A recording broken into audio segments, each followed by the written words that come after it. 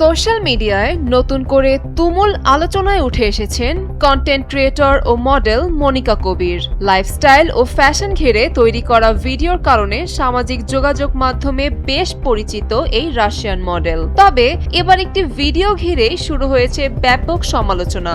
সম্প্রতি একটি ব্র্যান্ডের প্রচারণামূলক শুটিং চলাকালে ঘটে অপ্রত্যাশিত একটি ঘটনা।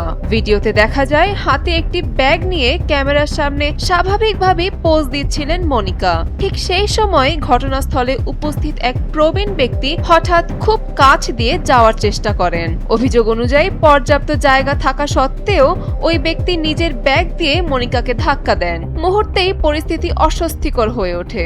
এরপরই ক্ষোভে ফেটে পড়েন মনিকা কবির। ভিডিওতে দেখা যায় তিনি ওই প্রবীণ ব্যক্তিকে ধাক্কা দিয়ে সরিয়ে দেন এবং উত্তেজিত হয়ে তাকে মারধর করেন।